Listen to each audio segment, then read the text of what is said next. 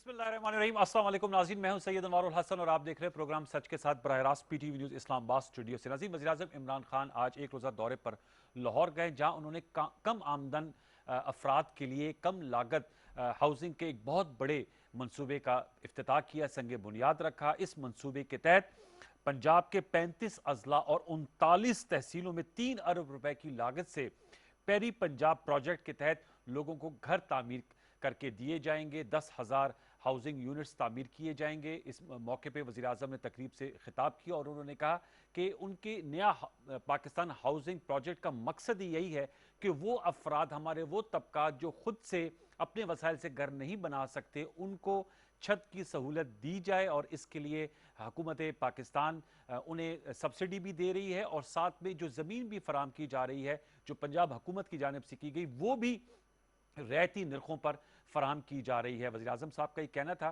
कि जो उमरा हैं वो तो लाहौर की जब वो बात कर रहे थे तो कह रहे थे बहरिया हो या डिफेंस हो, वहाँ पर अपने वसाइल से घर बना सकते हैं, लेकिन जो वेल्डर हैं, जो तनख्वाहदार हैं, जो खुद से जिनके पास वसाइल नहीं, उनको ये सहूलत देने के लिए एक वसी मनसूबा है, इसका आज आगाज़ किया गया है। प्राइम मिनिस्टर साहब का कहना था कि इनका मकसद ये है कि पाकिस्तान में जो एक तो फलाही रियासत का क़याम हो और दूसरा कानून की बालादस्ती हो, यानी गरीब और अमीर के लिए यकसा अप्लाई हो कानून, जो कि उन्होंने कहा बदकिस्मती से नहीं हो सकता। और हमारा जो इंसाफ का निज़ाम है वो अमीर उसकी पकड़ में नहीं है, बल्कि ट्रायोका की भी उन्होंने बात की और उन्होंने जैसे बताया कि किस तरीके से सरकारी ज़मीनों पर कब्जे हो जाते हैं और फिर कब्जा ग्रुप्स, पुलिस और जज, इनके ट्रॉयके की प्राइम मिनिस्टर साहब आज अपने खिताब में बात कर रहे थे। और इस जो ये तिकोन है, इससे फिर जो है वो मसाइल जन्म लेते हैं और जो गरीब लोग हैं वो कच्ची आबादियों में जाकर बसते हैं, जहाँ पर ना मनसूबाबंदी होती है, ना सीवरेज होती है, और फिर उसके अपने मनफी असरात होते हैं। जहाँ तक कानून की यकसा एप्लीकेशन की बात है, उस पर वज़ीर आज़म साहब का कहना था कि पाकिस्तान में शोर मचा हुआ है और उन्होंने कहा कि PDM नाम की एक यूनियन बनी हुई है जो कि नहीं चाहती कि वो कानून की गिरफ्त में आए। इस हवाले से जरा गुफ्तगू करेंगे, एक तो इस प्रोजेक्ट पे जरूर बात करेंगे और फिर ये जो प्राइम मिनिस्टर इमरान खान साहब का कहना है कि जो हमारा इंसाफ का निज़ाम है, इसमें ये अमीर इसकी पकड़ में नहीं आता और महंगे वकील करा लेते हैं और वो छुट जाते हैं, और जो जेलें हैं उनमें ज़्यादातर गरीब होते हैं। इस निज़ाम में कैसे इस्लाहत ला सकते हैं। फिर पंजाब में ज़िमनी इंतखाब खुशाब में हुआ है, उसके नताइज भी सामने है। नून लीग इसमें कामयाब हुई है, PTI करीब रही लेकिन रनर अप रही। पीपल्स पार्टी का तो लगता है सफाया हो गया। इस हवाले से गुफ्तगू करेंगे प्रोग्राम के पहले हाफ में, और दो नुमाइंदा शख्सियात ने मुझे ज्वाइन किया है। सेनेटर एजाज चौधरी साहब, पाकिस्तान तहरीक इंसाफ के सीनियर मरकजी रहनुमा और वस्ती पंजाब के सदर हैं PTI के, आपका बहुत शुक्रिया। DSNG लिंक पर PJ मीर साहब, सीनियर जर्नलिस्ट एनालिस्ट, लाहौर से हमारे साथ शरीक गुफ्तगू हैं, आप स्काइप पर हैं। दोनों मौजूद मेहमानों को फॉर्म और वेलकम। एजाज चौधरी साहब, बड़ा अच्छा मनसूबा है, जाहिर सी बात है अगर एक शख्स को घर की सहूलत मुयसर आ जाए आज के दौर में, इससे बड़ी कोई नेमत नहीं। और इसके लिए जो पेरी अर्बन प्रोजेक्ट है उसका इफ्तिताह किया गया। 35 अजला हैं, 39 तहसीलें हैं, 41 मुकामात पे बनाए जाएंगे और इसका दायराकार जो है वो उसमें मजीद फैलाव भी आएगा। लेकिन वज़ीर आज़म साहब आज इस हवाले से थोड़े से हमें नाउमीद नजर आए कि इंसाफ का जो निज़ाम है उसमें जो इलीट कैप्चर है, जो कहते हैं छोटा सा तबका है, वो इसकी गिरफ्त से बाहर है। मैं आपसे जानना चाहूंगा, आप भी बड़े कोनामश सियासतदान है सर, अब तो आपको 3 साल हो गए, ऐसा निज़ाम वजह करने में क्यों कर अब तक रुकावटें पैदा हो रही हैं, जिसकी वजह से कानून की जो अमलदारी है वो अमीर और गरीब पे यकसान तौर पर नहीं हो पा रही, रुकावटें क्या हैं? जी बहुत शुक्रिया अनवार भाई। बारी बारी दोनों चीज़ों के ऊपर मैं अपनी गुजारिशात आपके सामने रख देता हूँ। जी जी। पहली बात तो ये कि मेरे जैसे एक आम आदमी के लिए ये ख्वाब होता है कि उसका एक अपना घर हो, चाहे वो छोटे से छोटा ही क्यों ना हो। और इमरान खान का ये ख्वाब है कि पाकिस्तान के आम और गरीब आदमी का और मजदूर का अपना घर हो। चुनाचे उन्होंने एक तस्वुर पेश किया था और ये कहा था कि हम 50 लाख तक घर बनाएंगे पाकिस्तान में। पहली बात तो ये कि पाकिस्तान के अंदर कवानीन साजी के अंदर और पूरा अदालती निज़ाम के अंदर इतनी दुश्वारियाँ आईं कि जो नया पाकिस्तान हाउसिंग प्रोजेक्ट है, कम अज़ कम 2 साल लग गए मुख्तलिफ कानूनी मुँह शगाफियों के अंदर कि उसके लिए एक पूरा प्लान तरतीब पा सके। लेकिन अल्हम्दुलिल्लाह जब वो हो गया तो हुकूमत पाकिस्तान ने कोई 30 अरब रुपया पहली दफ़ा इस सेक्टर के लिए नेशनल बैंक ने अलग से मखसूस किया, जो 3 लाख रुपया फी कस वो सीड मनी के तौर पे जो भी नया घर बनाना चाहेगा उसको अवेलेबल होगा हुकूमत की तरफ से। दूसरी बात यह कि पाकिस्तान के अंदर हाउसिंग सेक्टर में 4% लोग थे जो फाइनेंसिंग हासिल करते थे। आज अल्हम्दुलिल्लाह ये 4% से बढ़ के कोई 36% हो गया है और 16 अरब रुपए के लोगों को लोन दिए जा चुके हैं और 52 अरब रुपए की दरखास्तें बैंकों के अंदर आ चुकी हैं। एक तो आपको ये वाला पहलू आपके सामने होना चाहिए। और 50 लाख तो क्या, मैं ये कहता हूं कि अगले 2-3 सालों के अंदर अगर 5 लाख भी घर बन जाएं तो कम से कम 8,000 से 10,000 अरब रुपए की सर्कुलेशन होगी इकोनॉमी की। ये इतना बड़ा प्रोजेक्ट है और एक आम आदमी को यानी 3 लाख रुपया हुकूमत देगी, बाकी वो बैंक से लोन हासिल करेगा। 20 सालों की किस्तों के अंदर वो 10,000 और 12,000 और 15,000 रुपया किस्त दे के तो वो अपने घर के अंदर ही रहेगा, किराया नहीं उसको देना हो। उसे पता होगा कि मैं अपने घर की तामीर के पैसे 15-20 साल के अंदर वापस कर रहा हूं बैंक में। एक तो वो मंसूबा है। ये दूसरा मंसूबा जो हुकूमत पंजाब ने बनाया है, ये तकरीबन इस वक्त जो इसका इब्तदाई आपने जो बताया वो उस पूरे सूबे का बताया, लेकिन इब्तदाई तौर पे यूं आप समझ लें कि ये कोई 39 जो तहसीलें हैं पंजाब की, उनके 41 साइट्स के ऊपर इसका आगाज कर दिया गया, जिसमें से आज 10 का इब्तदाई तौर पे इफ्तिताह प्राइम मिनिस्टर ने खुद किया है और वो रायवेंड आए और उन्होंने बाकी जगहों का जैसे वो नुकाब कुशाई होती है वो वहां पर की। ये मंसूबा क्या है? ये 3 और 3.5 मरले के घर हैं या फ्लैट्स हैं और इसके लिए किस्त होगी 5,058 रुपए और हुकूमत देगी 3 लाख रुपया। बाकी किस्तों के अंदर बैंक से लेकर तो वो अदायगी होगी। ये कोई 4,000 से इब्तदाई तौर पे और उसके बाद ये 10,000 घरों तक ये मंसूबा जाएगा। चुनाचे मजमूई तौर पे पाकिस्तान के अंदर अगर ये यानी फाइनेंसिंग घरों की, यानी यूके के अंदर 84% है, यूएसए के अंदर मेरा ख्याल है कमोबेश 80% के लगभग है। चुनाचे जो तरक्की याफ्ता ममालिक हैं वहां पर भी घर जो बनते हैं लोगों के वो इसी स्कीम के तहत बनते हैं, वरना आम आदमी का ख्वाब कभी जिंदगी भर पूरा नहीं होता कि वो अपने घर के अंदर रह सके। इसलिए ये एक बहुत बड़ा इनकलाबी कदम है जो बड़ी मुश्किलात से 2-2.5 बरस के अंदर यानी इमरान खान की शबाना रूज मेहनत की वजह से यहां तक पहुंचा है। अच्छा, जो दूसरे आपका सवाल का दूसरा हिस्सा है साहब, इस पे अगर मैं जरा पीजे मीर साहब को भी कमेंट ले लूं, इस इंसाफ के निजाम से पहले जरा ये जो आपने बताया जो इनकलाबी इक़दामात में, जरा पीजे मीर का कमेंट ले लेता हूं इस पे, फिर उस पर आ जाते हैं आप सवाल के दूसरे हिस्से पे, आपकी इजाजत। तो पीजे मीर साहब, आप सर क्या कहेंगे? ये जो प्रोजेक्ट जिसकी तफसीलात बड़े अच्छे अंदाज में एजाज चौधरी साहब ने आम फहम अंदाज में बताई है, मेरे जैसे और लोगों की भी समझ में आया, आप क्या कहेंगे? इस स्टेप को आप किस तरह देखते हैं पीजे मीर साहब? देखिए, ये जब पहले आए थे और पहले जो इनका स्लोगन था कि जी हम बेसिकली ये करेंगे वो करेंगे, तो I think they are owning up जो इन्होंने कहा है। और ये जो हाउसिंग की प्रॉब्लम है पाकिस्तान के अंदर, मैं समझता हूँ कि ये पहली दफा है कि हमने देखा है कि एक आम आदमी खुद एक अपने घर में रहने की, मैं समझता हूँ उसको एक रोशनी नजर आ रही है। यहाँ बिल्कुल कुछ नहीं था, बल्कि ये जो एक कहा है कि जी जिनके पास घर नहीं है, मैं समझता हूँ इनको ये तो दिस इज फैंटास्टिक, इसमें तो कोई आप तनकीद कर ही नहीं सकते हैं, ये इतनी अच्छी चीज है। लेकिन एक और जो चीज है, मैं समझता हूँ इसको हमने इम्प्रोवाइज भी करना है। आप जो भी प्रोजेक्ट्स लाते हो उसको बेहतर ही आप करते रहते हो। इसके अंदर अगर मैं समझता हूँ जिस तरह रवि चौधरी साहब ने कहा कितनी लीगल फॉर्मेलिटीज पूरी करने के बाद अब ये आप कह लो कि इसकी इनॉग्रेशन हुई है। आप जो हमारे गवर्नमेंट सर्वेंट्स हैं पाकिस्तान में, जो सेक्रेटेरिएट्स में काम करते हैं नॉन गेजेटेड, इन बेचारों का उसके जब ये रिटायर हो जाते हैं इनका भी कुछ नहीं होता। तो मैं समझता हूँ इनके लिए भी ये एक ऐसी एक प्रोविजन रखनी चाहिए उसमें ये शामिल है ना, हो जाते हैं हमारे गवर्नमेंट सर्वेंट्स, तो वो भी ये शामिल होंगे ना, उसमें कर सके, ये इंटाइटल ही होंगे ना, ये उस क्राइटेरिया में फॉल करते हैं ना पीजे मीर साहब? नहीं जी, अब ये बड़ा अच्छा सवाल आपने किया। अब ये इसकी क्राइटेरियन भी तो हमें पता चलना चाहिए जी कि ये किस क्राइटेरिया में कौन का फिट करता है। आपकी आम आवाम भी इसकी बेनिफिट लेगी, आपके अगर तो गवर्नमेंट सर्वेंट्स भी हैं, दैट इज इवन बेटर। लेकिन ये ज्यादातर आई थिंक जाकर मैं अंडरस्टैंड कर सकता हूँ, प्राइम मिनिस्टर ने एक आम आदमी के लिए ये प्रोजेक्ट ये समझता हूँ निकाला है, जो कि आई थिंक चौधरी साहब इसको बेहतर बता सकते हैं। बिकॉज आम आदमी इस गवर्नमेंट की ज्यादा प्रायोरिटी है। ये जिस तरह ये पूछ लेते कहते हैं हैं मेरे कि ख्याल में इंसाफ और ये जी इजाज चौधरी साहब, ये मेरे तो ख्याल में प्राइम मिनिस्टर की स्पीच में सुना था, तनख्वाहदार तबका इसमें शामिल है, तो आम आदमी का क्राइटेरिया दूसरा, कैसे इसकी क्या तरजीहात होंगी, किन की एप्लीकेशंस को ज्यादा तरजीह दी जाएगी, किस तरह शिफ्टिंग होगी, ट्रांसपेरेंसी को कैसे रखा जाएगा? इजाज साहब अगर इसको इख्तिसार से बताएं। देखिए जी, मैं अर्ज करता हूं, देखिए ये तो फर्स्ट कम फर्स्ट सर्व की बेसिस के ऊपर होगा।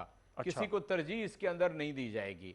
इसीलिए मैंने आपको जो पहला हिस्सा है वो नया पाकिस्तान हाउसिंग वाला, उसमें बताया कि 52 अरब रुपए की दरखास्तें बैंकों में आ चुकी हैं और 16 अरब रुपया दिया जा चुका है। चुनाचे प्रोसेस तो शुरू हो गया, जो पहले आया है वो पहले पा रहा है, और इसमें कोई तखसीस नहीं है कि उसमें सरकारी मुलाजिम हो, मजदूर हो, देहात का मजदूर हो, दिहाड़ीदार हो, जो भी 35-40 हजार रुपया माहाना जिसकी आमदन है वो इसके अंदर आ सकता है। सरकारी मुलाजमों के ऊपर कोई पाबंदी इसके अंदर किसी सतह की भी नहीं है, ये बिल्कुल वाज़ेह है। एक बात मैं और भी ऐड कर दूं, एक एनजीओ जो अखुवत के नाम के है, उसको 1 अरब रुपया गवर्नमेंट ऑफ पाकिस्तान ने दिया है कि वो भी छोटे घर बनाएं, और वो भी अपना ये सिलसिला जो है वो जारी है, और वो अपने घर उससे बनाना शुरू हो गए हैं। जो ही वो तकमील करेंगे, गवर्नमेंट ऑफ पंजाब पाकिस्तान और 1 अरब रुपया दे देगी। टोटल 5 बिलियन की उन्हें सैंक्शन की हुई है प्राइम मिनिस्टर ने।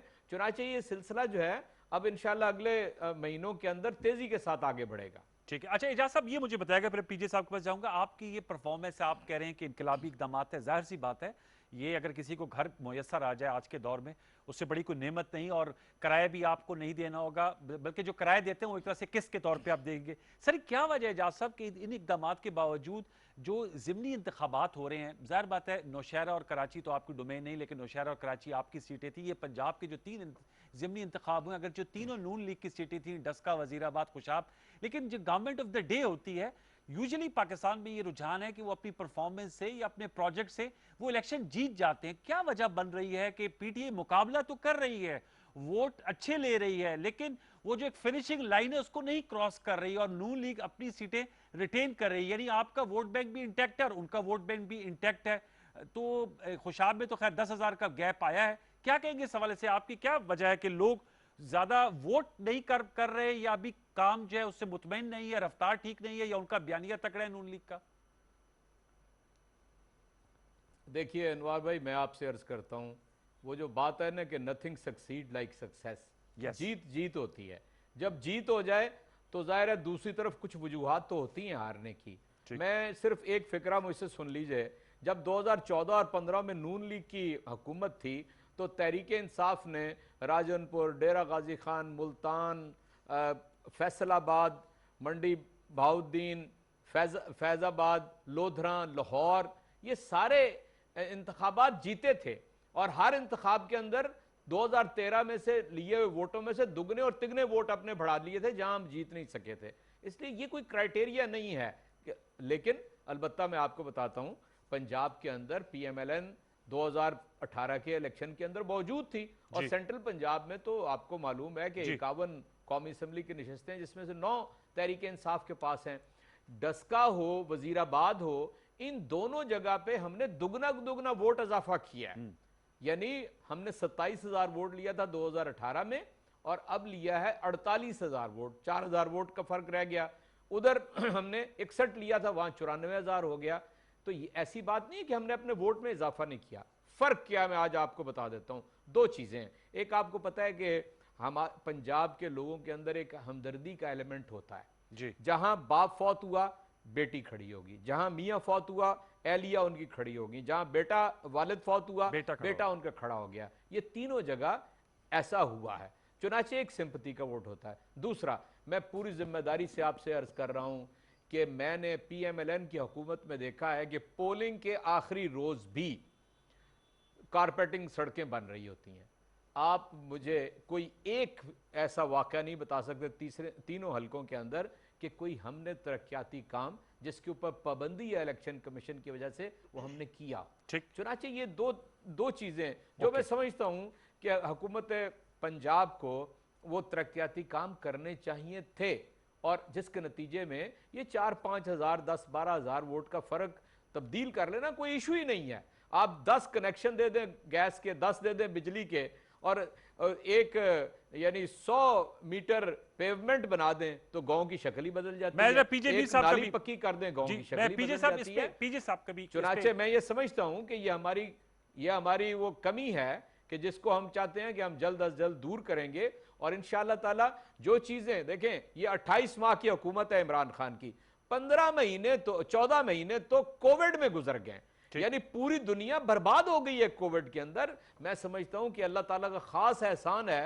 पाकिस्तान के ऊपर कि बावजूद कोविड के इतना हम अपनी मईशत के पहिए को चलाने के अंदर कामयाब हैं। और मैं ये बात अक्सर कहता हूं और आपके प्रोग्राम की वसादत से पूरे पाकिस्तान को कहना चाहता हूं कि इन 2.5-3 सालों के अंदर हमारी 70% आबादी देहात की है, और हमारे किसान को, काश्तकार को और हमारे यानी जो देहात के अंदर रहने वाले हैं उनकी आमदनी में इजाफा हुआ है। किसी फसल में किसी काश्तकार और किसान को, जिम्मेदार को नुकसान नहीं हुआ, मुनाफा हुआ है। ये तो आप कह सकते हैं कि गंदम कम हुई, या आप कह सकते हैं कि फलां चीज कम हुई, लेकिन उन्हें मुनाफा हुआ, नुकसान नहीं हुआ। इसलिए हमारी मईशत जो है आगे बढ़ रही है, ऐसा नहीं है। और इंशाअल्लाह अब जो इब्तदाई जो इश्यूज थे हम उसमें से निकले हैं, और इंशाल्लाह तेजी के साथ हम तरक्की करेंगे अगले साल। मैं उस पर आपको सवाल जरूर आपसे पूछूंगा, और इंसाफ की इस्लाहात के हवाले से पीजे मीर साहब, सर आपका क्या कमेंट है?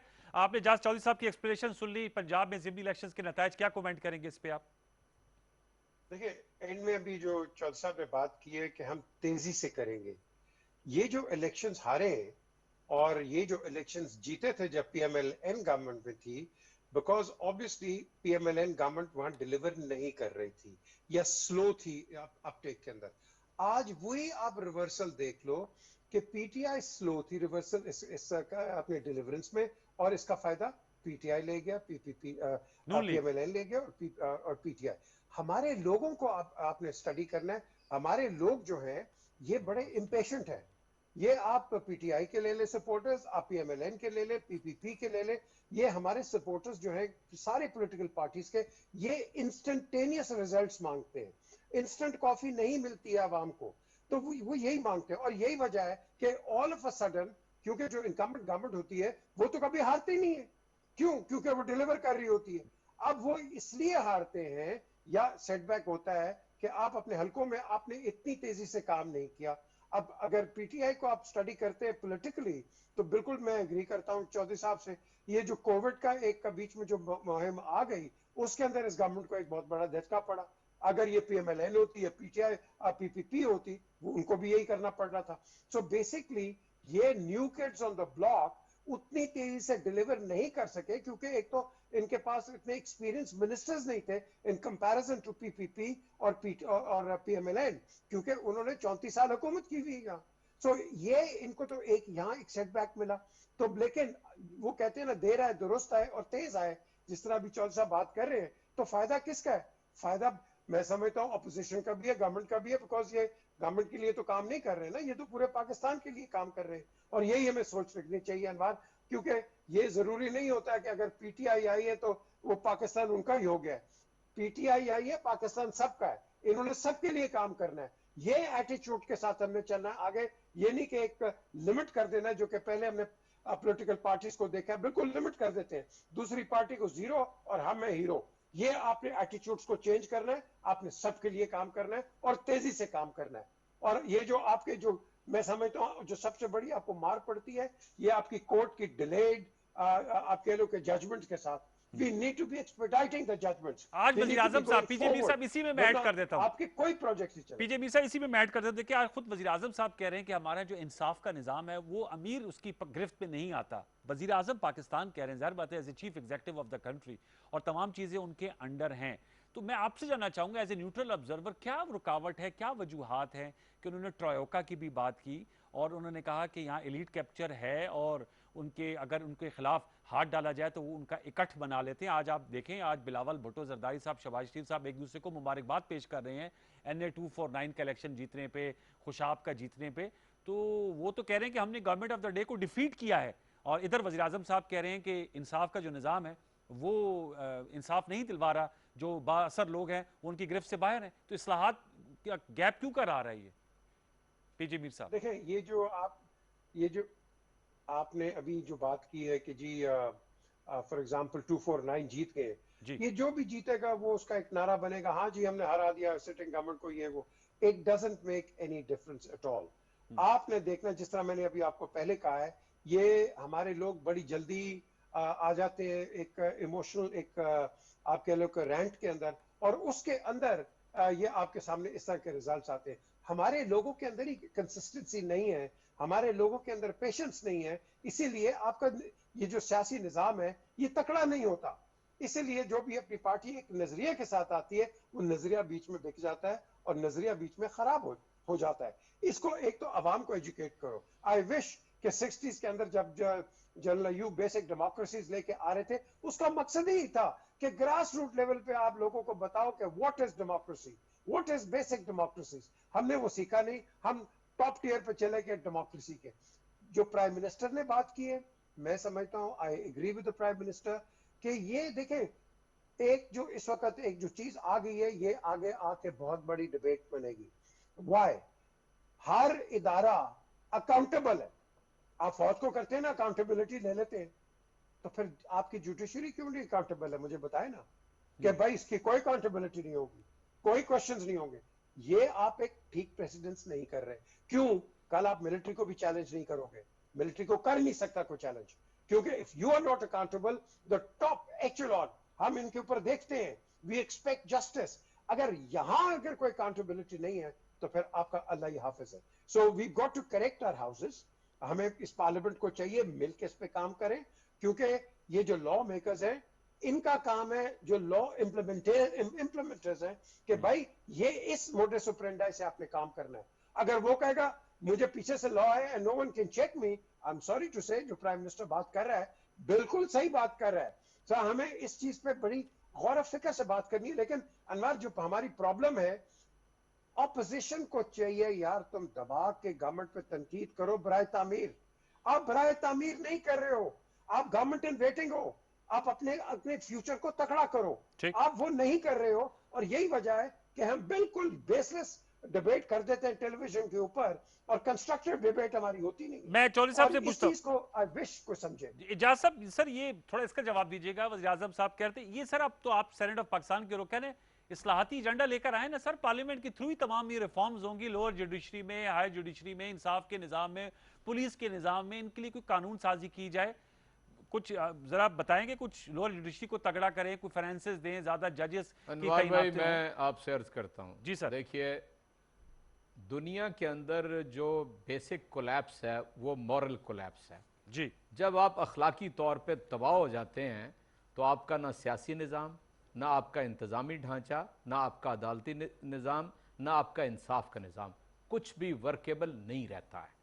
इसलिए मैं ये समझता हूँ कि हमारे हर चीज़ के फेल्योर का असल सबब हमारी अखलाकी इन्हतात है।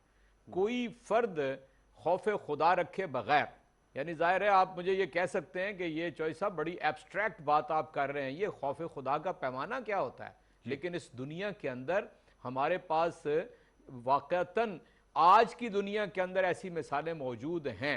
यानी गुज़श्ता दिनों से आपने एक खातून वज़ीर आला, जो हमारे हमसाए मुल्क के एक सूबे की वज़ीर आला हैं, आप उसका क्लिप देख रहे हैं कि पूरे सोशल मीडिया पे वायरल है और लोग वाह वाह कर रहे हैं। वो अखलाक के किस मयार के ऊपर है? वो वज़ीर आला है 2011 से, और वो एक पाई की रवादार नहीं है हुकूमत से। वो अपना खाना पीना, अपनी रहाइश अपने खामंद के साथ मिलकर खुद उसका इंतज़ाम करती है। और हमारे यहाँ जो जितना बड़ा मनसब या इंसाफ के निज़ाम पे बैठा है, वो सिवाय अपनी रोटियां गिनने के और कुछ नहीं करता। और वो ये करता है कि सारा वक्त ये कोशिश करता रहता है कि जिस दिन मैंने रिटायर होना है, उसके बाद पता नहीं अगले दिन ही सांस रहता है या नहीं रहता, लेकिन वो 100 साल की सामान 100 बरस का है और पल की खबर नहीं। ये है हमारे असल में तबाही और बर्बादी की वजह।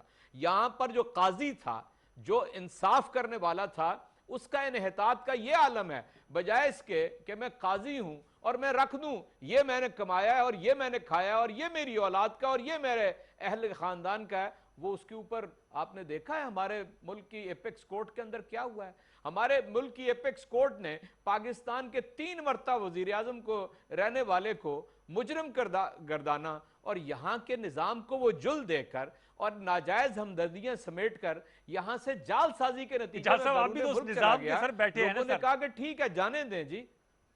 चौधरी साहब आप भी इस निजाम में सर, आप लोगों की लेकिन हुकूमत यही है ना मैं सर, अर्ज आप करता हूं आप कि भी वो तो हिस्सा है वहां ना। बैठ चुनाचे ये जो प्राइम मिनिस्टर कहते हैं ना कि एलीट कैप्चर है, जो लोग यहां पर इख्तियार और इख्तियार और दौलत रखते हैं वो इंसाफ होने ही नहीं देते, और सवाल ये इंसाफ एलीट के ऊपर कैप्चर जो को लोग खत्म बैठे कैसे हैं किया जाए? वो दौलत से इजाज़त, मरूब है। मेरा आपका प्रोसिक्यूशन का निजाम टोटल तबाह हो गया है, प्रोसिक्यूशन नहीं बरकरार है, कोई केस तैयार नहीं करता। आप अंदाजा करें लोग 10 महीने 8 महीने 2 साल 1.5 साल जेल में रहते हैं और यहां ऐसे बाहर निकलते हैं जैसे कश्मीर फतह करके आए हैं, हालांकि उनके ऊपर चार्जेस बरकरार हैं, उनके ऊपर यानी अभी अदालतों के अंदर फैसले होने हैं, लेकिन वो अपने आप को समझते हैं जी मुझे आपने 10 महीने अंदर रख लिया है और मेरे ऊपर आपने कोई केस प्रूव नहीं किया। केस तो अभी चला ही नहीं है, इसलिए नहीं कि पूरा निजाम करप्टेड है। इमरान खान जो रोज ये बात कहते हैं, खुलेआम कहते हैं। मैं आपको एक बात आखिरी में अर्ज करता हूं, उन्होंने ये कल यानी मुख्तलिफ अपने सफीरों से खिताब किया और उन्होंने कुछ सफीरों को कुछ नहीं कहा, उन्होंने जो हमारी बैरून मुल्क पाकिस्तानी हैं उनके मसाइल से उन्हें आगाह किया कि ये आपके बारे में आप देखें हमारे ऑपोजिशन लीडर ने जनाब उनकी साइड पे चला गया, उसको भी सियासत की नजर कर दिया है। आप कभी यानी गल्फ के अंदर कोई हमारे 3 मिलियन लोग हैं जो मजदूर हैं, उनके मसाइल सुनने के बजाय उन्होंने उन 3 आदमियों को फोकस कर लिया है जो वहां पे सफीर थे। ये मैं समझता हूं कि जब तक ये वाली सेंस प्रिवेल नहीं करेगी कि आप आम आदमी के हक की बात करें, उस वक्त तक इंसाफ कहां से आएगा? पीजे मीर साहब सर, मैं ये समझता हूं कि अपने आप को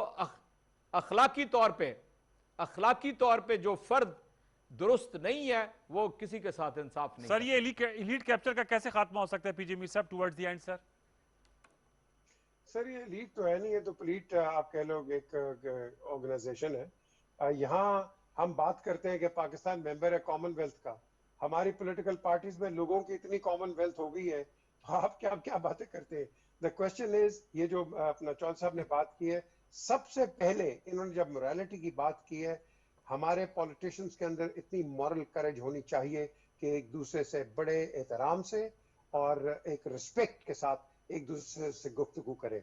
हम इतनी बदतमीजी से बात करते हैं एक दूसरे के आगे कि जो आपकी नई जनरेशन आगे बढ़ रही है वो देखती है कि हमारा जो आईना है, जो कि हम देखते हैं जिसको, कि उस आईने के अंदर हमें क्या आप कह लो कि इमोरल किस्म की कॉन्वर्सेशन नजर आती है, तो मैं समझता हूं कि फिर आपका फ्यूचर जनरेशन भी इस तरह ही आएगा। आपने अपने आप को पहले संजीदगा करना है कि देखो तुम किसी पार्टी के लिए काम नहीं कर रहे, तुम पाकिस्तान के लिए काम कर रहे हो। ये जो हम पार्टी के चमचे बांध जाते हैं ना, कोई पीटीआई का, कोई नून का, कोई पीपीपी, को फलाना फलाना फलाना, ये नहीं है। Pakistan comes first. आपने पाकिस्तान के नजरियात को और उसको आगे बढ़ के लेके जाना है। आपके पास ये पॉलिटिकल पार्टी से एक प्लेटफॉर्म मिला हुआ है, आप इसको अच्छे तरीके से इस्तेमाल करो। और आई एग्री विद चौधरी साहब कि जब आप मॉरली अपने आप को, मॉरल स्टैंडर्ड्स ही नहीं है, तो फिर आप किस तरह इस मुल्क के लिए आप काम करोगे? टेंटेड पेंटेड आदमी को कभी भी किसी पॉलिटिकल और पब्लिक सीट पे नहीं बैठना चाहिए। हाँ, proviso he is acquitted, otherwise जब तक के वो क्लीन चिट नहीं लेके आता, आप ये please make it a point of a national assemblies और सेनेट कि ऐसे लोगों को मत लेके आओ। क्यों? क्योंकि फिर आप एक प्रेसिडेंस ऐसा रख देते हो कि फिर हर आदमी आपका तनकीद करता है और जब मौका मिलता है फिर उसको एक पॉलिटिकल पॉइंट ऑफ डिस्कशन बन जाता है। And the only way is to आपकी नीयतें साफ करो, बस, दैट्स ऑल।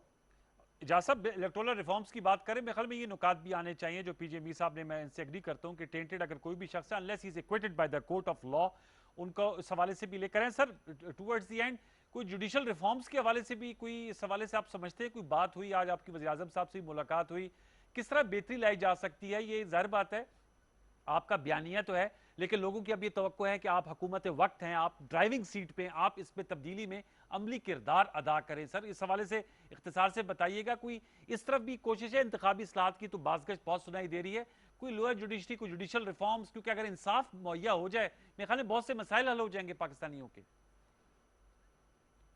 वैसे आपके इल्म में है कि प्राइम मिनिस्टर ने इसकी तरफ एक इशारा किया था कि जुडिशियल रिफॉर्म्स बिलखुसूस लोअर जुडिशरी के हवाले से पेश नज़र है हुकूमत के, और उसमें यानी ट्रेनिंग है, उसमें अदालतों का इजाफा है। सिमिलरली जो अकाउंटेबिलिटी कोर्ट्स हैं, आपको मालूम है कि यहाँ पर कहा गया कि 125 के लगभग होनी चाहिए, तब जाके जितने केसेस हैं वो सुने जाएंगे। लेकिन ये तो आपने पता ही होगा कि 30 के बारे में फाइनल हो गया कि उसमें यानी कुछ इजाफा करके अदालतों के अंदर नैब कोर्ट्स का इजाफा करेंगे। चुनाचे ये दो चीज़ें तो वाज़े तौर पे पेश नज़र हैं कि बहुत ही यानी एक बैकलॉग है अदालतों के अंदर, इंसाफ जो नहीं हासिल हो रहा उसमें भी कुछ बेहतरी आएगी। कुछ असल में ये डिपेंड करेगा कि हमारा स्टैंडर्ड जो है इम्तहानात का, या जो जजेस जुडिशरी में जो लोग आते हैं उनका, उसको किस तरह रेज किया जाए, ये चीज़ इस वक्त ज़ेर बहस है। मेरा ख्याल है कि मुस्तकबिल करीब में इसके ऊपर भी हुकूमत जो है इस्लाहात लेकर आ रही है। कुछ कहना चाह रहे हैं पीजे साहब आप, लास्ट वर्ड? जी देखिए जी, नंबर वन, आपने अगर हमें इंसाफ इधर देना है, आप इन जजेस की जो वर्किंग कंडीशंस हैं, खुदा की कसम मैं अपने खनसामे को उधर ना भेजूं, इतनी गंदी वर्किंग कंडीशंस में ये आपके सिविल जजेस काम करते हैं। एक, इनके कोर्ट्स साफ होने चाहिए, इनके अंदर एक खातून जा नहीं सकती सिविल कोर्ट के अंदर, ऐसी बदतमीजी से इनके साथ पेशी होती है। दूसरा, इनकी तनख्वाहें बढ़ाएं। आपकी मोटरवे पुलिस देखो किस तरह काम कर रही है, और आपकी दूसरी पुलिस देख लो। आपने अगर जजेस से इंसाफ लेना है, इनकी तनख्वाहें बढ़ाएं, जैसे आप अपने टीचर्स की तनख्वाहें बढ़ाने का एक वक्त आ गया है। ये कैसे लीडर्स निकाल सकते हैं, खुद भूखे नंगे फिर रहे और जाके ये आपके पाकिस्तान के ये चीफ ऑफ आर्मी स्टाफ बनाएंगे, आपके मिनिस्टर्स बनाएंगे, प्राइम मिनिस्टर्स बनाएंगे?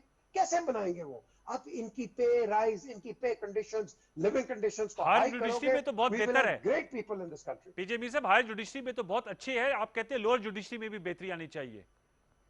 बिल्कुल, और जुडिशरी में आनी चाहिए जी। देखे ना, वो तो रिटायर होकर 7 लाख रुपए से वो पेंशन ले लेता है जज। ठीक कह रहे हैं, ये इक्विटेबल होना चाहिए। बहुत बहुत शुक्रिया, वक्त मेरा खत्म हो जाता है प्रोग्राम के पहले हिस्से का।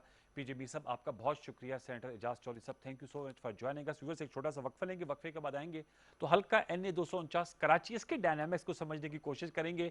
इलेक्शन कमीशन ऑफ पाकिस्तान में डॉक्टर मिफ्ता इस्माइल साहब नून लीग के कैंडिडेट गए रिकाउंट दोबारा गिनती के लिए, गिनती की दरखास्त मंजूर हो गई। आज 6 मई को गिनती होना थी, गिनती हो रही है इस वक्त, लेकिन PMLN समेत PTI, MQM पाकिस्तान और पाकिस्तान सरजमीन पार्टी ने बायकॉट कर दिया है। क्यों कर बायकॉट कर दिया? कुछ उन्होंने मजीद भी कहा है कि जी उनको फॉर्म 46 चाहिए, फॉर्म 45 चाहिए, सीलें क्यों टूटी हुई थी, इस हवाले से भी जानने की कोशिश करेंगे। और क्या हल्का NA 249 PDM में जो PMLN और पीपल्स पार्टी, अब तो खैर PDM का ऐसा नहीं है, क्या मजीद तलखियां पैदा करेगी, ये सवाल भी उठाएंगे। एक ब्रेक के बाद छोटा सा वक्फा ले लीजिए।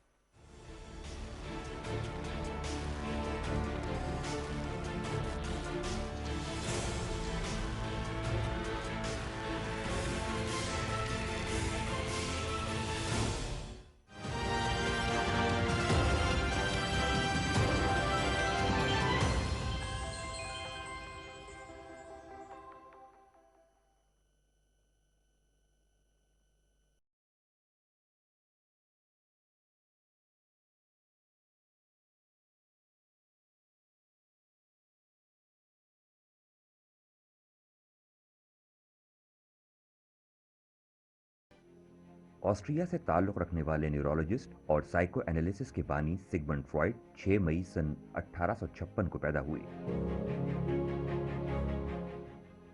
जर्मनी का मुसाफिर तैयारा हिंडनबर्ग 6 मई सन 1937 को अमेरिका की रियासत न्यू जर्सी में आग की लपेट में आने की वजह से तबाह हुआ, जिसमें 36 मुसाफिर हलाक हुए। मगरबी जर्मनी ने 6 मई सन 1955 को नेटो में शमूलियत इख्तियार की।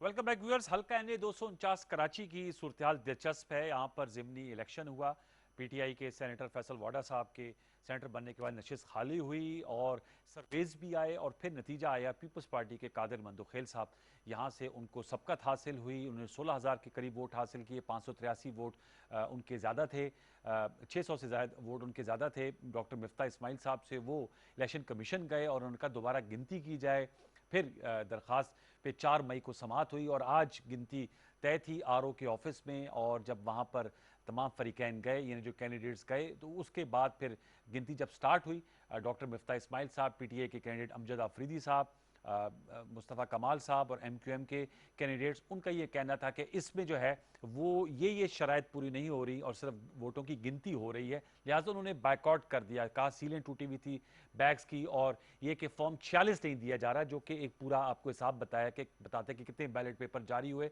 और कितने कास्ट हुए हैं। बारकैफ ये मामला अभी भी इल्तवा का शिकार इस तरह है कि वो बायकॉट किए हुए हैं लेकिन वोटों की गिनती जारी है। 46, जब तक मैंने देखा था 46 पोलिंग स्टेशन की गिनती हो चुकी थी और 276 पोलिंग स्टेशन जिनकी गिनती होनी है। इस पर जरा जानने की कोशिश करेंगे इस पॉलिटिक्स हल्का एन 249 इसका क्या इंपैक्ट होगा मुल्की सियासत पे। मुजाहिद बरेली साहब जो इंतहाई हमारे सीनियर जर्नलिस्ट हैं, एंकर हैं और कराची में के बिलखसूस और पाकिस्तान के बिलअमूम मामलात को अच्छी तरह समझते हैं, उनसे बात करेंगे। मुजाहिद साहब अस्सलाम वालेकुम। शुक्रिया अनवर, शुक्रिया सर जी, कैसे मिजाज है? ठीक ठाक है जी जी बहुत जरा बताइए जी। बहुत शुक्रिया। बताइएगा ये हल्का 249 में आपकी साफियाना राय में ये क्या सिचुएशन इमर्ज हो रही है? पीपल्स पार्टी गिनती के प्रोसेस में शामिल है, कलदम तंजीम टीएलपी के कैंडिडेट शामिल हैं, 4 इंडिपेंडेंट, बाकी तमाम जमातें पीटीआई, पीएमएलएन, एमक्यूएम पाकिस्तान और पाकिस्तान सरजमीन पार्टी बैकआउट करके बैठे हैं। ठीक है। तो अनवर आपको भी इल्म है कि पाकिस्तान में कोई 60-70 बल्कि कुछ शायद ज्यादा जो सीटें हैं वो मोरसी होती हैं। इधर आप सिंध में कहीं चले जाएं, झकरानी, बिजरानी, वो चांडियो, फलां, फिर आप पंजाब में जाएं तो कुरैशी, गीलानी, फिर इधर बलूचिस्तान। तो ये हमारे यहाँ इलेक्टेबल जिसे बाद में नाम देने लगा कि वो बाप दादा जीतता था, बाप जीता था, बेटा जीता था। तो एक तो ये रिवायत चली आ रही है जी। अब अगर आप कराची में आए तो एक जमाने में यकीनन ये शहर ऐसा होता था कि लियारी और मलीर पीपल्स पार्टी के होते थे, बाकी जमात इस्लामी, नूरानी, मियाँ इसके होते थे। फिर एमक्यूएम आई और फिर यकीनन एमक्यूएम को कराची शहर ने 85 और 91 और बाद में मैं जरा मुख्तसर तारीख कर रहा हूँ वोट देते रहे। लेकिन फिर वो एमक्यूएम की इंतहा पसंदी, शिद्दत पसंदी ऐसी आई कि ठप्पे लगकर 19 में से 18 सीटें उनकी होती थी, 17 सीटें होती थी हर इलाके की। अब अगर मैं NA 249 ये एक रवायती तौर पर कभी भी किसी की मोरूसी नशिद नहीं रही है। अच्छा, अगर अभी खुशाब में जो लोग जो जीते हैं वो नून लीग के पहले भी कामयाब हुए हैं, डस्का में पहले भी कामयाब हुए हैं। पीटीआई ने जरूर भुट्टो साहब के बाद दूसरी बार पीटीआई तो उसने रवायती सीटों में कुछ दरारें डाली, कुछ तोड़ा भी उन्होंने, फिर बाद में लोगों को मिलाया। ये एक ओपन सीट हमेशा रही। यहाँ पीपल्स पार्टी 98 में जीते रही, यहाँ एजाज शफी साहब मुस्लिम लीग नून के जीतते रहे, यहाँ और भी लोग जीतते रहे। फिर वाडा साहब बाहर के आदमी थे, वो शायद जोर पे जीत गए और भी बहुत उसके अवामिल होंगे। तो ये इसमें यहाँ आवान वोट थे, यहाँ हजारा वोट थे, यहाँ पश्तून वोट थे। तो ये जो एक और फिर जो कोरोना के सबब यहाँ जो और वैसे भी पिछली बार भी शायद 38-48% यहाँ वोट पड़े थे जी। तो वो जो वोट पड़े वो 15,000, 18,000, 20,000। अगर आप देखें तो महाजिर वोट जो मुस्तफ़ा कमाल उनमें डिवाइड हुए अगर मिला लें तो वो बहरहाल कोई 18, 19, 20,000 हो जाते हैं। तो ये ट्राई यानी किसी एक तरफा 1-on-1 मुकाबला नहीं था पीपल्स पार्टी नून लीग का। इसमें या लब्बैक जो नया फिनोमेना आया है वो भी तीसरे नंबर पर। लियारी में भी लब्बैक ने देखी जनाब 2018 में तो 34,000 वोट लिए। तो ये जो यहाँ पर 4 बड़े कैंडिडेट सामने आए थे, 3 का ट्राई और कैंडिडेट था, तो इसमें ये कोई नून लीग का दावा कि ये इसकी नशिस्त थी, यहाँ ये जीत रही थी, मैं खाली ये मुनासिब नहीं है। अच्छा। ओपन सीट थी पीपल्स पार्टी ने, क्योंकि सिंध में हुकूमत है और आप जानते हैं कि एक वोटर का मिजाज ये होता है कि अच्छा भाई काम किससे निकलेंगे, प्रोविंशियल गवर्नमेंट से। जैसे पंजाब केपी में होता है वो जी प्रोविंशियल गवर्नमेंट से काम निकलेंगे। फिर मैसिव स्केल पर पीपल्स पार्टी। लेकिन मुजाहिद साहब ये तो पंजाब में कतरा क्लब की माजद, आप बिल्कुल सही कह रहे हैं कि प्रोविंशियल गवर्नमेंट से तवक्कुआत होती है, लेकिन उस असूल के तहत तो पंजाब में नून लीग जीत रही है, 3 सीटें जीत गई, इस तरह नौशहरा में भी जीती। नून लीग का देखिए, नून लीग का ये वाली मैंने कहा ये जो वो खुशा ये वो पहले भी नून लीग यहाँ जीती जी जी। ये ऐसा नहीं हुआ कि अपसेट हुआ होगा। जिस तरह शायद एक और आपके पंजाब के इलेक्शन में अपसेट हुआ है, जिसका माजी में वही नशिस्तें होती रही हैं। लेकिन और वो भी बोले क्लोज फाइट, 60,000 वोट पीटीआई वाले ने लिए हैं जी। मैं कहता कि इन्होंने मैसिव स्केल में डेवलपमेंट में काम किए। पानी एक मसला था वो इसलिए हल किया और बहुत ही बैटल बहुत क्लोज थी। 800-900 वोट से जो है ये इलेक्शन हुआ है। लेकिन उन्होंने हाई पैसी मुस्लिम लीग नून ने क्रिएट कर दी कि जैसे ये जीती हुई सीट है। मुफ्ता इस्माइल साहब बल्कि ये कहा करते थे कि जब मैं जीत जाऊंगा तो किसी और को दे दूंगा ये, क्योंकि ये बाहर के आदमी थे। अच्छा, एक एज जाती है इनको कि ये हमारे जो जीते हैं पीर पार्टी के, ये इसी इलाके के कादर बंदूखेल साहब जी। अच्छा, ये मुझे बताएगा कि ये जो अफसर, ये जो आपने तो बहुत से इलेक्शंस के रिकाउंटिंग प्रोसेस, ये जो रिकाउंटिंग की दरखास्त थी, अब वो मिफ्ता साहब कह रहे हैं कि इस पे वो फॉर्म 46 भी होना चाहिए, सीलें भी टूटी थी। ये काबिल तशवीश बात है या इसके लिए कोई नया अलहदा इलेक्शन कमीशन को पिटीशन करनी पड़ेगी कि जी आप रिकाउंट के साथ आप ये फॉर्म्स भी हमें बताएं, क्या उनकी काउंटर फाइल्स क्या है? इलेक्शन एक फॉर्म 45, फॉर्म 46 देखें जी, जब इलेक्शन होता है 20-25 लोग खड़े होते हैं, वैसे ही जो जीतने वाला पहले खुशी में भाग जाता है, हारने वाला पैसे छोड़ के चला जाता है, उसको क्या फर्जत के दस्तखत करेगा, ये करेगा एक एक फॉर्म पर बैठकर। ये बड़ा लंबा प्रोसेस होता है। पाकिस्तान की पार्टियां, कौन सी ये पार्टियां जो है वो वार्ड लेवल पर या डिस्ट्रिक्ट लेवल पर हैं, 276 पोलिंग स्टेशन, सारी रात तक क्यों बैठे रहें? वो लोग छोड़ के चले जाते हैं कि नहीं जी, वो आखिर में जब तक साइन नहीं होंगे एक एक के जो होता है, यही होता है ना, उसमें होते नहीं है। तो ये जो एक बनाना, देखिए जी, इस पर्टिकुलर इलेक्शन में रेंजर्स ने वहां पर तमाम पोलिंग स्टेशन पे बैलेट बॉक्स पहुंचवाए थे। जब इलेक्शन हो गया तो ये बैलेट बॉक्स लेके वो वहां पर डीआरओ के दफ्तर में आए और वहीं फिर उनके निगरानी में काउंटिंग हुई। और ये डस्का में इलेक्शन इसलिए हुए थे कि वहां फायरिंग हुई, हलाकतें हुई। यहाँ शाम तक किसी ने एक जानली का इल्जाम नहीं लगाया, बल्कि खैर हमारे मासूम फवाद चौधरी आपके इन्फॉर्मेशन में से कहने लगे जी हम इलेक्शन जीत चुके हैं, मुबारक। हमारे वो नून लीग ने जीत दिया, मरियम बीबी ने कही मुबारक हो, शरीफ होने, सब ने मुबारकबाद दे दी। पीपल्स पार्टी को बहुत क्योंकि उन्हें इल्म था कि ये मुश्किल सीट है, उन्होंने बड़ा मोहतात रवैया अख्तियार किया कि जी उन पे बाद में इल्जाम लगना ही था कि जनाब आपकी हुकूमत है, आपने कर दिया। इसलिए मेरे लिए सरप्राइज नहीं। अच्छा, आपके लिए सरप्राइजिंग नहीं था मुझे साहब, आपके लिए सरप्राइजिंग नहीं था कि पीपल्स पार्टी यहां से जीत जाए? जी, इसलिए मैंने कहा, और ये भी क्लोज थी। अगर मुफ्ता साहब जीते वो भी कोई बहुत सरप्राइज होते, लेकिन इलेक्शन वो होते जिसमें 5000 का फर्क आता। यानी अगर पीर पार्टी की बहुत मार्जिन से जीतती तो मैं कहता हाँ जी बिल्कुल हुआ है। तो ये सरप्राइज। ये लेकिन 2018 में जो 2018 में पीपल्स पार्टी तो बहुत नीचे थी इस हल्के में। देखिए मैंने 15,000 17,000 वोट पे जब आ जाए बात, हाँ ये बात 17,000 वोट, लो टर्न बैक के वोट भी मखाल नून लीग ने काटे होंगे, फिर मुस्तफा भाई भी आ गए, वो भी नजर ले गए। यहाँ 6 ऐसे कैंडिडेट हैं जिनके 10-10 हजार वोट, तीन कैंडिडेट ऐसे हैं जिनके हुए हैं। जब ये सूरत हाल हो तो इलेक्शन फिर 1000 वोट ही पे आ जाता है। अच्छा, लो टर्नआउट की वजह साहब क्या वजूहात बनी? कराची तो शहरी इलाका है, आज खुशाब में मैं देख रहा था अच्छा खासा वोट पड़ा, 73,000 नून लीग को, 62,000 पीटीआई को। वजह यह है कि जनाब कोरोना यकीनन, शदीद गर्मी यकीनन, लेकिन आपने इस इलाके के लोगों को दिया क्या? चाहे पीपल्स पार्टी हो या दीगर पार्टियां हो, लोग क्यों बेचारे सख्त गर्मी में आए और आपके लिए लाइनें लगा के वोट दें और ये करें? इससे ज्यादा लाने की सकत नहीं थी इन पार्टियों की जितनी आई। हाँ, अगर वो धांधली होती जैसे हमारे भाई लोगों के जमाने में होती तो फिर इनके पीपल्स पार्टी के कैंडिडेट भी शायद 1,17,000 वोट होते। जब पीपल्स पार्टी का कोई अगर अपना मुरुसी हल्का होता, मलीर या लियारी वहां पर लगवाते। तो ये इलेक्शन में बहुत ही गार्डेड था, हुकूमत की तरफ से भी, पार्टियों की तरफ से भी, सारी निकायें भी थी। इसलिए मैंने कहा ना, पूरे दिन किसी ने इल्जाम नहीं लगाया कि जनाब इस पोलिंग स्टेशन में धांधली और यहाँ से हम बाइकाट करते हैं। यही होता है ना इलेक्शन में कि अगर मुखालिफ उम्मीदवार जो है कोई धांधली करता नजर आता है, कुछ और खतखंडे इस्तेमाल कराता है, वो बाइकाट कर देते हैं पोलिंग स्टेशन का, वहाँ पोलिंग बंद हो जाती है। ऐसा कहीं शाम तक नहीं हुआ। अच्छा, ये मुझे बताएं, अब ये हुकूमत कह रही है कि इलेक्ट्रॉनिक वोटिंग मशीन्स मुतारिफ कराई जाएं और इंतखाबी इस्लाहात टेक्नोलॉजी का सहारा लिया जाए। और अमेरिका में इलेक्शन हुआ, भारत में इलेक्शन होता है, वहां पर ईवीएम्स के थ्रू होता है। अब यहाँ पर देखें, इस पर यही इशू है कि जी वो सीलें क्यों टूटी हुई हैं, वोट की गिनती में इतनी देरी क्यों लगी, व्हाट्सएप पर क्यों नहीं रिजल्ट्स आए? आप सपोर्ट करते हैं टेक्नोलॉजी का इस्तेमाल होना चाहिए? सॉरी टू से जनाब, अमेरिका में तो खुद ट्रम्प ने इलेक्शन कहाँ तस्लीम किया?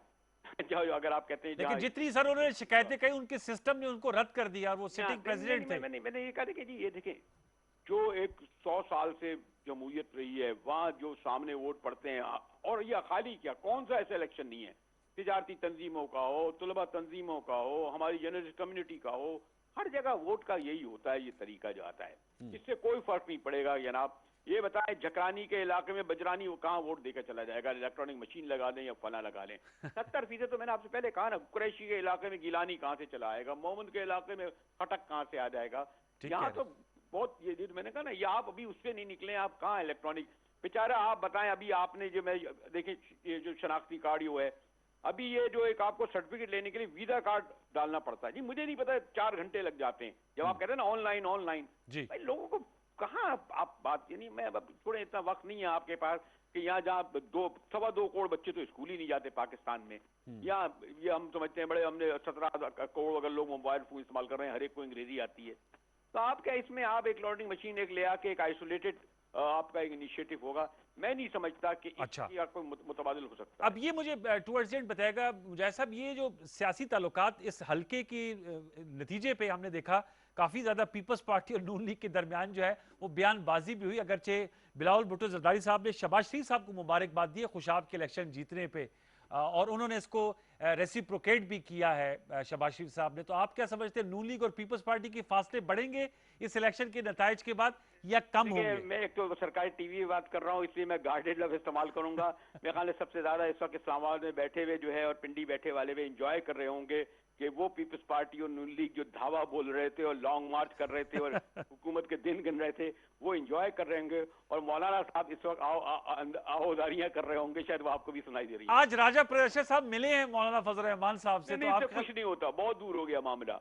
अच्छा, ऐसा आप कोई देखे, ऐसा आप ये देखें, अब मैं फिर वही जाऊंगा, कभी नून लीग का वोटर जो है पीपल्स भुट्टो को वोट नहीं डालेगा, भुट्टो का वोटर नून लीग को नहीं डालेगा, घर बैठा रहेगा। इसी तरह मैं एक आप और भी बात करूं, एमकेएम का भी वोटर घर बैठा रहता है, वो भी नहीं बाहर निकलता वोट डालने, लालू के गोलीमार लांडी वाला जो है वो पीपल्स पार्टी या नून लीग को वोट डालने जाए, वो घर बैठा रहेगा, इजहार करेगा। इसमें वक्त लगेगा, टाइम लगता है। मैंने कहा ना, ये जो मैं मुर्सी कहता हूँ, वो 100 साल से देते हैं अपने अपने बाप दादा और परदादा को वोट देते चले आए, बहुत कम सोच चेंज होती है। एक भुट्टो साहब के लिए हुई थी, एक इमरान खान साहब के लिए अभी हुई थी, उस लेवल पे नहीं जो 70s लेवल पे हुई थी। बाकी हमारे यहाँ इलेक्शन अगर आप देखेंगे तो कमोबेश इसी तरह हुए हैं जनाब। अच्छा, चले, बहुत बहुत शुक्रिया मुजाहिद बरेली साहब, आपने हम अपना तजिया हमारे साथ शेयर किया। Thank you so much for joining us, और आपने बड़े मुख्तलिफ जावियों से गुफ्तगू की। अब देखना ये है कि आने वाले दिनों में इस हल्के की नताइज के बाद सियासत कम अज़ कम अपोजिशन के रैंक्स की दो बड़ी जमातों में किन खतूत पर आगे बढ़ती है। क्या शहबाज शरीफ साहब के बाहर आने से और ये जो आपस में अच्छे पैगामात का तबादला हुआ है शहबाज शरीफ और बिलावल के दरमियान, तो मरीम नवाज साहबा का इसमें क्या रोल बनेगा? कि शी इज़ वेरी एक्टिव, जब भी कोई नतीजा आ रहा होता है या इलेक्शन के रिजल्ट्स के हवाले से या बाई इलेक्शंस के हवाले से, उस पर ज़रूर हम नज़र रखेंगे। व्यूअर्स, एंड में इंतहाई अफसोसनाक खबर है, मैं ज़रूर समझा कि इसको आपके साथ शेयर करें। कश्मीरी हुर्रियत रहनुमा अशरफ सहराई साहब की गैर कानूनी भारतीय ज़ेर हिरासत उनकी हलाकत हुई है। इन्ना लिल्लाहि व इन्ना इलैहि राजिऊन। ज़बरदस्त किस्म के हुर्रियत रहनुमा थे, सैयद अली गिलानी के दस्ते रास्त, और अपने फ़र्जंद जुनैद भी इनके जदोजहद आज़ादी कश्मीर में शहीद हो चुके हैं। इन्हें गैर कानूनी तौर पे ज़ेर हिरासत रखा हुआ था। रिपोर्ट्स आ रही थी कि इनकी तबीयत भी ठीक नहीं थी, कोरोना पॉजिटिव हो गए थे, और भी ज़ाहिर बात है जब पाबंद सलासिल हों गैर कानूनी तौर पे, तो आप पे और बहुत से मजालिम ढाए जाते हैं, और वो अब इस दुनिया में नहीं रहे। हम पाकिस्तान के बहुत बड़े हमायती थे और हमेशा ये नारा लगाते थे कश्मीर बनेगा पाकिस्तान, अब वो इस दुनिया में नहीं रहे हैं। एक तो प्रोग्राम सच के साथ से उनके अजीज़ व अकारब के साथ इज़हार यकजहती, और अक़वाम आलम को बिलखसूस UN सिक्योरिटी काउंसिल और UN में बैठे लोगों को ज़रूर उनके ज़मीरों को झंझोड़ना चाहिए कि ये जो इनको 5 अगस्त 2019 के बाद हब्स बेजा में रखा गया, फिर इनको मुख्तलिफ हीलों बहानों में जेलों में डाला गया, और वैसे भी मैं इनकी लाइफ की स्ट्रगल देख रहा था, तो इनकी ज़िंदगी का ज़्यादा हिस्सा जंदा में गुजरा है, और गैर कानूनी तौर पर जो काबिज फौजी हैं उन्होंने हमेशा इनको पाबंद सलासिल रखा। उनका लेकिन ये हमारा ईमान है कि उनकी जलाई हुई जो शमा है वो इंशाल्लाह आगे ज़रूर चलेगी। उनकी फैमिली की कुर्बानियाँ हैं, तो एक तो ज़रूर जो हमारी अक़वाम आलम है वो ज़रूर उनके ज़मीर को जगाना होगा कि भारत को रोके जिस किस्म के सफ़ाकाना अंदाज में वो कश्मीर में जुल्म कर रहा है। अब तो ख़ुद भी उनको खौफ खुदा होना चाहिए, जो कोरोना वायरस की वहाँ तबाहकारियाँ हैं। खैर उसको उस पर ज़ाहिर बात है इंसानियत के हवाले से हम कमेंट नहीं करेंगे। जो जिन लोगों की जानें ज़ाय हो रही हैं उनके लिए भी हम दुआ गो हैं कि जल्द अज जल्द वहाँ पर भी कोरोना के वार कम हो। लेकिन बाज़ दफ़ा कहा जाता है आपके हुक्मरान अगर ऐसे इकदाम उठाएँ तो उसका रद्द-ए-अमल ज़रूर आता है। प्रोग्राम सच के साथ में आपको नशिस्त कैसे लगी, फेसबुक और ट्विटर पर अपनी राय जरूर नवाजिएगा। इंशाल्लाह अगले हफ्ते पीर शब 10:05 में आपसे दोबारा मुलाकात होगी। तब तक के लिए सैयद अनवारुल हसन और सच के साथ की टीम को इजाज़त दीजिए। अपना बहुत सा ख्याल रखिए। अल्लाह ने के बाद।